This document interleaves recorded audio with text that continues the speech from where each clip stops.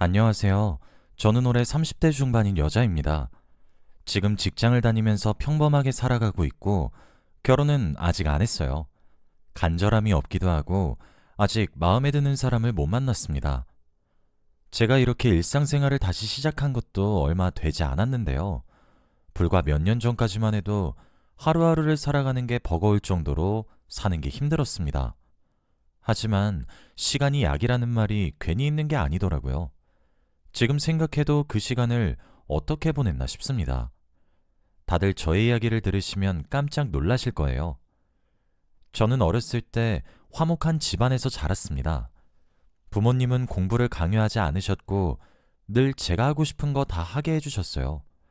가부장적이지도 않으셨고 주말만 되면 가족들과 가까운 곳이라도 여행은 꼭 가는 그런 이상적인 가족이었죠. 아버지가 하시는 사업도 정말 잘 되어서 힘든 일이 없었습니다. 경제적으로도 여유로웠고 부모님도 금슬이 좋으시니 제 인생은 평탄했답니다. 그런데 이런 저희 집에도 불행이 찾아오고 말았습니다. 제가 성인이 되어서 직장을 구한 뒤 타지에서 독립을 했어요. 나름 좋은 직장이었고 가족들도 다 만족했죠. 고향에서 아버지와 어머니는 노후를 즐기고 계셨고 그날도 여느 때와 다름없이 평온했습니다. 그런데 어느 날 어머니에게서 전화가 오더라고요. 그날 하필 일이 너무 많아서 전화를 받지 못했어요. 나중에 연락을 드리겠다고 생각한 후 일에 열중을 했죠. 그러다가 밤이 되었고 어머니는 계속해서 전화가 왔습니다. 결국 어머니가 전화를 하신 지 몇 시간이 지나고 나서야 전화를 받을 수 있었죠. 그런데 전화를 받자마자 어머니가 하신 말씀은 정말 충격적이었어요. 너 왜 이제 전화를 받아? 어? 왠지 운 것 같은 목소리로 말을 하셨고, 저는 너무 놀라서 무슨 일이냐고 물었죠. 그런데 어머니는 말을 잇지 못하셨고, 계속 눈물만 흘리셨습니다. 그러고는 저한테 문자로 주소를 남겨줄 테니 지금 당장 그곳으로 오라고 했어요. 문자로 주소를 받고 내비에 찍었는데 바로 장례식장이었습니다. 저는 순간 친척들 중에서 누군가 돌아가신 줄 알았어요. 그래서 최대한 빨리 장례식장으로 달려갔는데 영정사진에 있는 사람은 바로 저희 아버지였습니다. 어머니는 상주복을 입고 저를 보자마자 엉엉 우셨고 저는 상황 파악이 되지 않았어요. 도대체 어떻게 된 상황이냐고 묻고 따지니 어머니는 그제서야 말해주셨습니다. 저에게는 말을 하지 못했던 아버지의 비밀을 말이죠. 바로 아버지가 위암이셨다고 해요. 일부러 제가 걱정만 할까봐 어머니만 알고 계셨다고 합니다. 주기적으로 병원도 가고 했는데 이렇게 빨리 전이가 될 줄은 몰랐다고 해요. 병원에서도 아직 살 날이 많이 남았다고 했는데 갑작스레 세상을 떠나셨대요. 저에게 아버지가 아프다는 소식을 전할 참이었는데 뭐가 그리 급하셨는지 하필 그쯤에 아버지가 쓰러지셨다고 합니다. 결국 응급실에 갔지만 이미 세상을 뜨신 후였다고 해요. 저는 어머니의 말을 듣고 정신이 혼미해졌습니다. 제가 조금만 더 고향에 자주 내려가서 얼굴도 뵙고 전화도 드렸으면 알 수 있었던 사실을 이제야 알았으니 말이죠. 저는 딸이라고 할 자격도 없었습니다. 아버지의 시신은 정말 말라 있었어요. 제 기억의 아버지와 너무 달랐습니다. 아버지에게 관심이 조금만 있었다면 아버지가 돌아가지 않으셨을 거라고 생각했죠. 엄청난 죄책감이 들었고 아버지에게 죄송한 마음 뿐이었습니다. 저희 집은 그날부터 불행의 연속이 시작되었어요. 저와 어머니는 예상치 못한 아버지의 죽음을 받아들이지 못했습니다. 둘 다 너무 힘들어했어요. 하지만 저는 이제 어머니를 혼자 남겨둘 수는 없었습니다. 아버지 없이 혼자 계실 어머니가 너무 걱정이 되었고 아버지가 돌아가시고 나니까 어머니에게 잘해드려야겠다는 생각이 들더라고요. 그래서 정말 지극정성으로 모셨습니다. 연락도 자주 드리고 고향에도 주말마다 방문하면서 어머니의 말동무가 되어드렸죠. 처음보다 어머니가 우울해하시는 것이 많이 줄어들긴 했지만 그래도 어머니의 빈자리는 채워드릴 수 없었습니다. 딸로서 최선을 다했지만 결국에는 어머니 옆자리가 비어 있으니까요. 그렇게 한 달, 두 달이 지났고 어머니는 점점 나아지는 것 같았어요. 제가 고향에 자주 방문해서 말동무도 해드리고 같이 여행도 다니면서 그런 줄 알았어요. 그런데 어머니가 나아지신 것이 저 덕분이 아니었습니다. 제가 주말에 방문한 어느 날 모르는 남자가 어머니 집에 있더라고요. 처음 보는 사람이었는데 어머니가 소개시켜 주었습니다.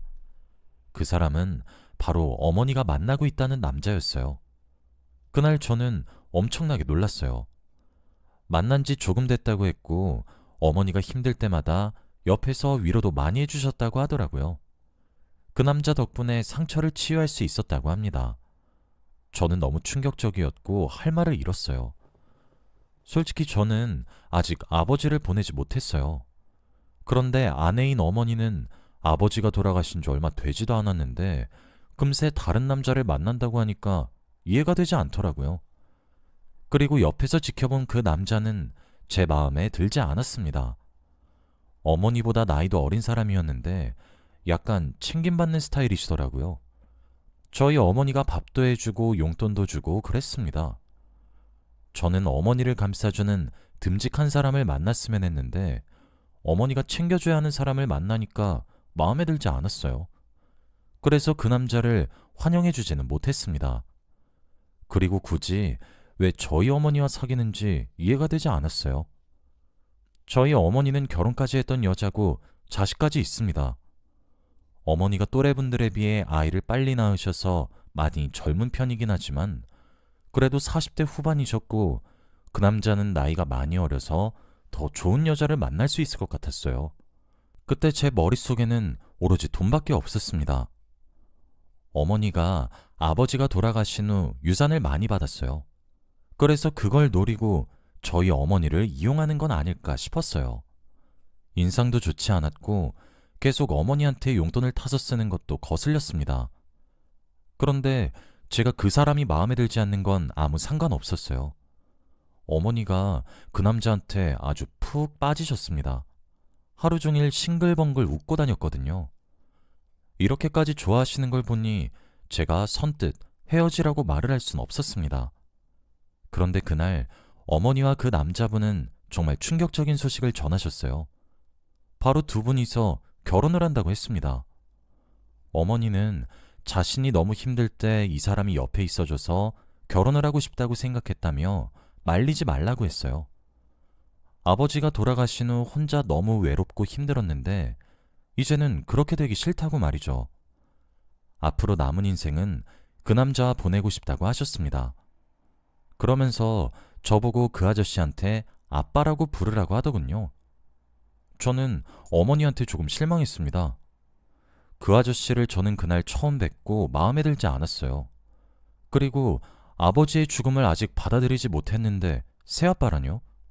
저는 그 자리에서 심통이나 결국 못된 말을 내뱉고 말았습니다. 엄마 미쳤어? 새아빠라니? 아직 아빠 죽은 지 얼마나 됐다고 덜컥 다른 남자를 데려와. 엄마 이런 여자였어? 나한테 아빠는 한 명뿐이야. 죽는 한이 있어도 절대 이 아저씨한테 아빠라고 안 불러. 그 말을 내뱉은 후 저는 집을 박차고 나갔어요. 그때는 20대 초반이라 철이 없었던 시절이었고 그 아저씨가 그냥 너무 싫었습니다. 그날 이후로 저는 고향에도 잘 안 내려가고 어머니한테 연락도 잘 안 드렸어요. 제가 이렇게 나오니 어머니가 먼저 연락을 하시더라고요. 저녁마다 연락이 오셔서 그 아저씨와 있었던 일들을 말하시면서 좋은 사람이라고 했습니다. 그러면서 두 분이 지금 동거를 하고 있다고 했어요. 정말 어처구니가 없었고 제대로 그 사람을 알아보지도 않고 같이 산다는 어머니가 너무 미웠습니다. 그뿐만 아니라 불과 몇 달 전까지만 해도 안방에는 아버지가 있었는데 이제 그 아저씨가 아버지의 자리를 치고 들어온다고 하니까 더 싫어지는 거 있죠? 그래서 더 기분 나쁜 티를 팍팍 냈습니다. 제가 매일 전화로 못된 말을 하고 그 아저씨 싫다고 말을 하니 어머니도 참다 못해 화를 내시더라고요. 그이가 너랑 얼마나 잘 지내고 싶어 하는데 너 내가 그렇게 가르쳤어? 어른한테 왜 이렇게 못되게 말해? 하늘에 있는 네 아빠가 지금 이 모습 좋아할 것 같니? 항상 이렇게 어머니와 싸우면서 전화를 끊었고 저는 어머니가 너무 미웠습니다. 아무리 혼자 지내는 게 힘들다고 해도 그렇지 바로 다른 남자와 함께 산다뇨. 정말 이해할 수 없는 행동이었습니다. 어머니와 몇 달간 냉전 상태로 있었어요. 먼저 연락도 잘 하지 않고 각자의 소식을 전혀 모르고 있었습니다. 어머니가 그 사람과 정리했다는 말만 기다리고 있었죠. 그런데 어느 날 저녁에 어머니가 오랜만에 전화가 오셨어요. 저는 괘씸해서 전화를 받고 싶지 않았지만 그래도 엄마 전화라서 그런지 거절은 못하겠더라고요. 그래서 몇 분을 뜸을 들이고 전화를 받았습니다. 평소처럼 틱틱대면서 받았어요. 그런데 어머니의 말투가 평소와 달랐습니다. 마치 아버지가 돌아가셨을 때 저에게 전화를 한 말투와 비슷했어요. 울먹이는 듯한 목소리였습니다. 저는 그 목소리만 듣고 무언가 잘못되었다는 것을 알게 되었습니다. 어머니는 중요하게 할 이야기가 있으니 지금 당장 집으로 내려오라고 했어요. 저는 무슨 일인가 싶어서 바로 고속도로를 타고 고향으로 내려갔고 집으로 가니 거실에서 어머니 혼자 울고 있었어요. 저는 무슨 일이냐며 묻고 따졌죠. 집에는 그 아저씨 물건이 모두 없었고 저는 대충 예상을 할 수 있었습니다.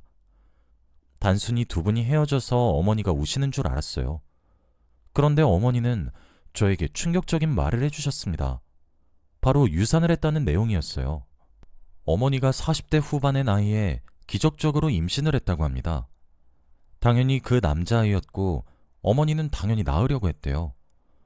하지만 임신 소식을 그 남자한테 알렸더니 엄청난 말을 했다고 합니다. 바로 자신이 유부남이라고 밝혔대요. 어머니는 그 자리에서 충격을 받았고 손이 벌벌 떨렸다고 합니다. 그 남자는 주말마다 어디론가 갔었는데 그게 자기 집으로 간 거였대요.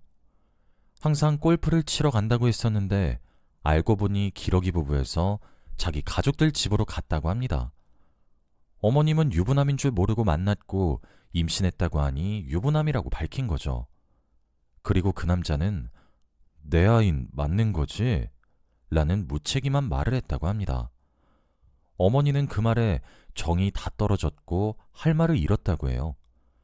그래서 DNA 검사를 해서 결과지를 보여줬더니 조작된 거 아니냐고 했답니다. 어머니는 혼자서라도 낳아 기르겠다고 하니 그 남자는 돈이 없어서 양육비를 못 준다고 했대요. 이미 가정이 있는 몸이고 자식까지 있어서 아이한테 줄 돈이 없다고 합니다. 어머니는 그런 천하의 쓰레기를 만났다는 거에 너무 충격을 받았고 하루 종일 울었다고 해요. 그 남자는 아무 일 없다는 듯이 원래 집으로 돌아가서 잘 살고 있다고 합니다. 어머니는 결국 유산을 했고 자신이 아이를 죽였다는 생각에 죄책감에 시달리고 있었어요. 저는 어머니의 말을 다 듣고 손이 바르르 떨리면서 식은땀이 났습니다. 그날 살면서 그렇게 화나본 적은 처음인 것 같아요. 정말 지금 당장이라도 찾아가서 때려 죽이고 싶은 마음이었습니다. 제가 찾아가겠다고 어머니한테 화를 내니 어머니가 저를 막더라고요. 그런 쓰레기는 상종도 하면 안 된다고 했고 어머니는 지금 아이를 유산한 슬픔이 더 크대요. 그래서 그 사람 생각은 하나도 안 난다고 합니다. 저는 그날 어머니 옆에서 눈물을 꾹 참았어요. 어머니가 너무 안타깝고 그 남자한테 너무 화가 나서 눈물이 나더라고요. 그런데 어머니는 저한테 있었던 일들을 다 털어놓으니 마음이 더 사무친 것 같았습니다. 그날 이후로 더 힘들어 하셨거든요. 제가 월차를 내고 며칠 동안 고향에서 어머니 옆에 있어드렸는데 어머니는 나아지지 않았습니다. 오히려 더 힘들어 하셨고 TV에서 아기가 나오기만 해도 우셨어요. 정말 옆에서 보고 있는데 제가 다 힘들 지경이었습니다. 그래서 결국 병원에 가서 검사도 받아봤는데 우울증이라고 했어요. 지금 어머니가 너무 힘들다고 했고 어머니 꿈에서 아이 울음소리도 나온다고 합니다. 그 말을 의사 선생님한테 듣는데 정말 충격적이더라고요. 상담 과정에서 어머니가 그동안 얼마나 힘들었는지 의사 선생님께 말한 모양이에요. 그래서 제가 알지 못한 내용들을 많이 듣게 되었는데 어머니는 정말 상상 이상으로 아팠습니다. 그 말을 듣는데 가슴이 쿵 하고 내려앉더라고요. 순간 아버지 이후로 어머니까지 잃을까봐 정말 두려웠어요. 그 아저씨가 너무 원망스러웠고 제발 불행하기를 기도했죠. 어디서 뭐라고 사는지 불행한지 궁금해서 제가 뒷조사를 했어요. 그런데 정말 행복하게 가족들과 잘 살고 있는 게 아니겠습니까? 가족들은 그 남자의 추악한 뒷면을 모른 채 살고 있었고 아들까지 있는 쓰레기였어요. 그 사람한테 어떻게 복수를 해야 할까 고민하며 이를 갈고 있었죠. 지금 저희 어머니는 하루하루 살아가기 힘드실 정도로 버티고 계시는데 그 쓰레기는 잘 살고 있다는 소식을 들으니 화가 미친 듯이 났습니다. 의사 선생님도 항상 저희 어머니를 예의주시해야 한다며 지금 위태위태한 상태라고 했어요. 그런데 결국 어머니가 극단적인 선택을 하고 말았습니다. 하필 제가 없는 밤에 시도를 하셨고 저는 그렇게 어머니를 보내드려야 했죠. 제가 옆에서 해준 것도 없어서 너무 죄책감이 많이 들었습니다. 도저히 이대로 가만히 있을 수 없었어요. 그런데 더 놀라운 건 그 아저씨는 저희 어머니 장례식장에 오셨습니다. 상주복을 입고 있는 제 앞에 섰죠. 그러면서 슬픈 척을 하는데 정말 미치겠더라고요. 그뿐만이 아니었어요. 그 사람 옆에는 아내로 보이는 여자와 아들로 보이는 남자아이까지 있었습니다. 아내한테는 지인이 돌아가셨다는 말을 하고 온 것 같더라고요. 저한테 아무렇지 않게 절을 하는데 얼척이 없었습니다. 그래서 사람들 다 보는 앞에서 뺨을 때려버렸어요. 한 번도 누군가의 뺨을 때린 적이 없었는데 그날 처음으로 사람의 뺨을 때려봤습니다. 그 남자는 자신이 잘못했다는 걸 아는지 묵묵히 있었고 옆에서 아내와 아들이 더 난리였어요. 그런데 남자는 자신의 뺨을 어루만지고는 이걸로 퉁치자 라고 했습니다. 저는 그 말에 더 열이 받아서 반대쪽 뺨도 내려치고 말았어요. 장례식장에 있던 모든 사람들이 다 저희 쪽으로 시선을 돌렸고 저는 너 내가 복수할 거야. 우리 엄마 죽인 거? 너야. 내가 지구 끝까지 쫓아가서 복수할게. 쓰레기 새끼야. 이 말을 하며 달려들려고 하니 사람들이 저를 말렸습니다. 다들 저보고 엄마 잃고 제정신이 아니라며 걱정을 했죠. 그 남자가 어떤 사람인지 아무도 몰랐습니다. 그리고 저는 장례식장이 끝나자마자 DNA 검사지를 그 남자 가족들에게 다 보냈어요. 회사에도 보냈고 그 사람이 다니고 있는 회사 게시판에도 올렸습니다. 무엇보다도 아들이 다니고 있는 학교의 게시판까지 다 올렸어요. 정말 아이들한테는 영향이 안 가게 하고 싶었는데 도저히 안 되겠더라고요. 그리고 저희 어머니와 있었던 일을 토시 하나 빼놓지 않고 다 설명했습니다. 간략하고 바로 알아들을 수 있게 썼어요. 제가 이렇게까지 하니 그 사람이 먼저 연락이 오더라고요. 제발 멈춰달라고 하면서 말이에요. 그렇지만 저는 멈출 생각이 없었습니다. 어머니 대신해서 제가 복수를 하는 건데 아직 시작도 안 한 거라고 생각했거든요. 네 아들 결혼한다고 하면 사돈 될 사람한테도 이거 보낼 거고 결혼식장에 오는 하객들한테도 다 뿌릴 거야. 평생 따라다닐 거니까 각오해. 그리고 저는 그 남자의 연락을 받지 않았습니다. 몇 달 뒤 뒷조사를 또 했어요. 그 남자가 과연 어디서 뭐라고 사는지 불행한지 궁금했습니다. 그런데 정말 다행히도 제가 원하는 대로 흘러갔어요. 그 남자는 이혼을 당하고 결국 아들도 못 보게 되었다고 해요. 뿐만 아니라 회사에서도 잘려서 지금 매일 아침마다 일용직을 구하는 구직센터로 간다고 하더라고요. 뒤에서 몰래 정보를 캐는 게 바보 같긴 했지만 그래도 이렇게라도 이 사람이 불행한 걸 알게 되니 정말 통쾌하더라고요. 어머니 대신 제가 복수를 했다는 생각에 고소했습니다. 지금 생각해도 사람이 왜 이렇게 못됐나 싶어요. 가정을 버리고 다른 여자를 만나는 것으로 모자라서 못된 말까지 하다뇨. 그 남자는 첫인상부터 별로였는데 이렇게라도 끝내서 정말 다행인 것 같습니다. 하늘에서 어머니와 아버지가 만나서 행복하게 지내시고 계신다고 생각하려고요. 어머니가 얼른 아버지를 뵙고 싶어서 일찍 가신 거라고 생각합니다. 이 일이 있고 나서 당시에는 너무 힘들었어요. 아버지를 보낸 지 얼마 되지 않아서 어머니까지 보내니 삶의 의욕이 사라지더군요. 그래도 정말 시간이 약이라는 말이 괜히 있는 게 아닌가 봐요. 몇 년이 지나서 30대 중반이 되니까 지금은 이 생활에 적응이 되었어요.